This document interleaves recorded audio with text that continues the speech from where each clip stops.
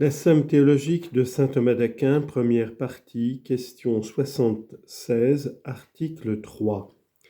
Outre l'âme intellective, y a-t-il dans l'homme d'autres âmes distinctes par leur essence? Il est dit dans le livre des dogmes ecclésiastiques: nous n'admettons pas, nous, deux âmes dans un seul homme, comme l'a fait Jacques et à son exemple les autres Syriens. Une âme animale par laquelle en effet le corps serait animé et qui serait comme mêlée au sang, une autre âme spirituelle qui serait le siège et la source de la raison. Mais nous disons que l'âme de l'homme est une et identique, vivifiant d'une part le corps par son union avec lui et se dirigeant d'autre part elle-même par les lumières de sa raison. Résumé du corps de l'article. L'âme étant unie au corps, non comme moteur seulement, mais encore comme sa forme, il est impossible que dans un homme il y ait plusieurs âmes essentiellement distinctes. Il n'y a qu'une seule âme, à la fois végétative, sensitive et intellective. Corps de l'article. Il faut reconnaître d'abord que Platon admettait dans un seul corps plusieurs âmes distinctes et distribuées dans les différents organes. C'est à ces âmes qu'il attribuait les diverses opérations de la vie, disant que la force nutritive résidait dans le foie, la force appétitive dans le cœur et la puissance intellective dans le cerveau. Mais cette opinion est repoussée par Aristote dans son traité sur l'âme, au livre 1. Quant aux puissances mêmes de l'âme qui s'exercent avec le secours des organes corporels, l'unité paraît en ce que dans les animaux qui vivent après qu'on les a divisés, on retrouve dans chaque partie les diverses opérations de l'âme, telles que la sensibilité et l'appétit. C'est ce qui ne saurait avoir lieu si les divers principes de ces opérations, formant autant d'âmes essentiellement distinctes, étaient distribués dans les différentes parties du corps. Quant à l'âme intellective, reste encore la question de savoir si elle est rationnellement ou réellement séparée des autres parties de l'âme. L'opinion de Platon pourrait à cet égard être soutenue si l'on admettait avec ce philosophe que l'âme est unie au corps, non point comme sa forme, mais uniquement comme son moteur. Car il ne répugne pas de croire qu'un même mobile peut recevoir l'impulsion de différents moteurs, surtout dans les diverses parties qui le constituent. Mais si nous supposons que l'âme est unie au corps comme sa forme, il devient absolument impossible d'admettre qu'il y ait plusieurs âmes dans un même corps. C'est ce qu'on peut démontrer par trois raisons principales. En premier lieu, parce qu'un animal ne serait pas un s'il avait plusieurs âmes. En effet, un être n'est un que par l'unité de sa forme, de laquelle lui vient également son être. Puisqu'une chose reçoit toujours du même principe son être et son unité. Et c'est pour cela qu'une chose soumise à diverses formes n'est pas simplement une, comme lorsqu'on dit un homme blanc. Si donc l'homme tenait d'une forme sa qualité d'être vivant, à savoir de l'âme végétative, d'une autre forme sa qualité d'animal, à savoir de l'âme sensitive, d'une troisième enfin l'âme intellective sa qualité d'homme, il s'ensuivrait que l'homme ne serait plus un être, simplement un. C'est le raisonnement d'Aristote contre Platon au troisième livre des Métaphysiques, et le philosophe ajoute que si l'idée d'animal était par exemple opposée à celle de bipède, un animal bipède ne serait plus un être, simplement un.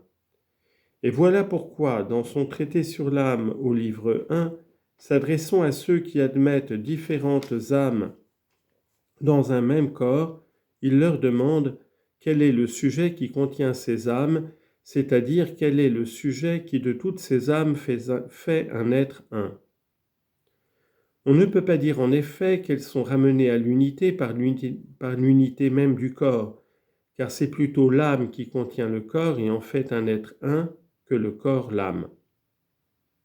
En second lieu, l'impossibilité d'admettre plusieurs âmes dans un même corps résulte de l'énoncé même de la proposition.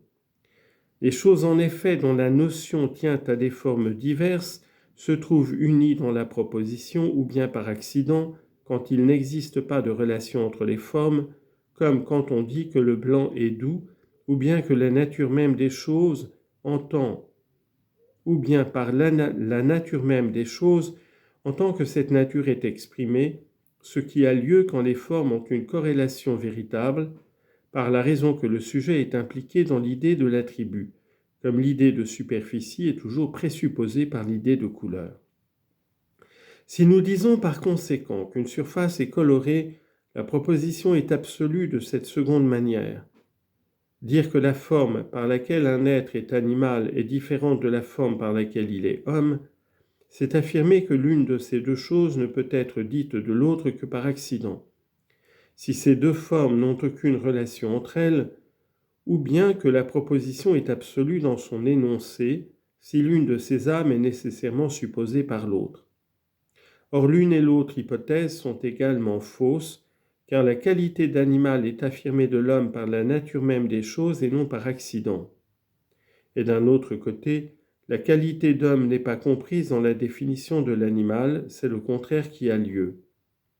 Donc, il faut que ce soit en vertu de la même forme qu'un être est à la fois animal et homme, car sans cela, l'homme ne serait pas réellement le même être que l'animal, de telle sorte que l'idée d'animal ne serait pas renfermée dans celle d'homme.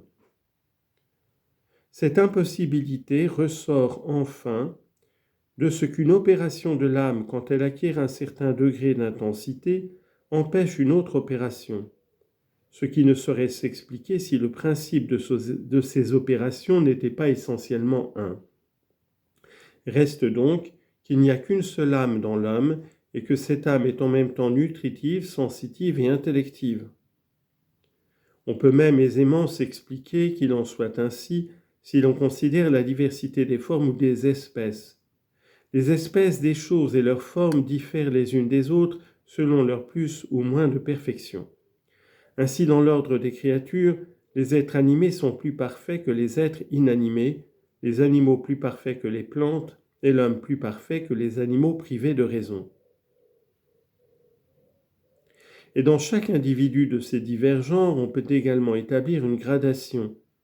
C'est pour cela qu'Aristote, au livre 8 des Métaphysiques, compare les espèces des choses en nombre, lesquelles sont modifiées et changent en quelque sorte d'espèce par l'addition ou la soustraction de l'unité. Et ailleurs, au livre de l'âme, livre 2, il compare les diverses âmes aux différentes espèces de figures dont l'une contient l'autre, comme le pentagone par exemple contient le tétragone et le dépasse. C'est ainsi que l'âme intellective contient dans sa propre vertu tout ce que possède l'âme sensitive des animaux et l'âme nutritive des plantes. De même donc, une surface qui forme un pentagone n'est pas tétragone par une figure et pentagone par une autre, puisque la figure tétragone est surabondamment renfermée dans la figure pentagone. De même, Socrate n'est pas homme par une âme et animal par une autre, mais il a ces deux qualités à la fois par une seule et même âme. Première objection. Ce qui est corruptible en effet et ce qui est incorruptible ne saurait appartenir à la même substance. Or, l'âme intellective est incorruptible, tandis que l'âme sensitive et l'âme nutritive sont corruptibles, ainsi que nous l'avons dit. Donc ces trois sortes d'âmes ne peuvent avoir dans l'homme une seule et même essence. Réponse. L'âme sensitive n'est pas incorruptible parce qu'elle est sensitive. C'est parce qu'elle est en outre intellective qu'elle est à l'abri de la corruption. Quand donc une âme est uniquement sensitive, elle est sujette à la corruption, mais quand elle est intellective en même temps que sensitive, elle est incorruptible. Si la propriété de sentir ne donne pas en effet l'incorruptibilité, elle ne serait du moins l'ôter au principe intellectif. Deuxième objection. Qu'on ne dise pas que l'âme sensitive de l'homme est incorruptible, car le corruptible et l'incorruptible diffèrent essentiellement de genre, ainsi que le dit Aristote au 10e livre des Métaphysiques. Or l'âme sensitive dans le lion, le cheval et les autres animaux privés de raison est corruptible. Si donc elle est incorruptible dans l'homme, elle ne sera plus du même genre dans ces deux sortes de sujets. Mais l'âme est ainsi nommée à raison de son âme sensitive. mais l'animal est ainsi nommé à raison de son âme sensitive. Le mot animal ne désignera plus alors le genre commun à l'homme et aux autres animaux, ce qui est contre les principes. Réponse. Les formes ne sont rangées ni dans le genre ni dans l'espèce. Ce sont les êtres composés qui sont ainsi classés. Or l'homme est corruptible comme les autres animaux. Donc la différence qui se prend de la corruption et de l'incorruptibilité, différence qui provient des formes, ne fait pas que l'homme n'appartienne au même genre que les autres animaux. Troisième objection. Le philosophe, dans son livre de la génération des animaux, dit expressément que l'embryon est animal avant d'être homme. Et cela ne pourrait être si l'âme sensitive et l'âme intellective avaient la même essence, car on est animal par l'âme nutritive et homme par l'âme intellective. Donc l'âme sensitive et l'âme intellective dans l'homme ne peuvent avoir une même essence. Réponse. L'embryon possède d'abord une âme purement sensitive, laquelle disparaît pour faire place à une âme plus parfaite, sensitive à la fois et intellective, comme nous le montrerons plus tard. Quatrième objection. Le philosophe dit encore, au livre 8e des Métaphysiques, chapitre 6, le genre se prend de la matière et la différence de la forme. Mais la qualité d'être raisonnable, qui est la différence constitutive de l'homme, se prend de l'âme intellective. Et l'homme est appelé animal parce qu'il est un corps animé par l'âme sensitive. Donc l'âme intellective est unie à un corps animé par l'âme sensitive, comme la forme est unie à la matière. Donc, encore une fois, l'âme intellective n'est pas dans l'homme de la même essence que l'âme sensitive, puisqu'elle la présuppose comme son suppôt matériel. Réponse. Il ne faut pas établir dans les choses réelles les différences qui sembleraient résulter de l'aspect sous lequel elles se présentent à notre raison, de notre manière de les comprendre. Car la raison peut saisir de différentes manières un seul et même objet. Puisque donc l'âme intellective, ainsi que nous l'avons dit, renferme dans sa vertu tout ce que possède l'âme sensitive, et au-delà, la raison peut considérer par abstraction ce qui tient aux facultés de l'âme sensitive comme quelque chose d'imparfait et de matériel. Et comme elle trouve cela de commun entre l'homme et les autres animaux, elle en tire la notion du genre. Et prenant ce en quoi l'âme intellective surpasse l'âme sensitive comme quelque chose de formel et de plus parfait, elle en tire la différence qui distingue l'homme.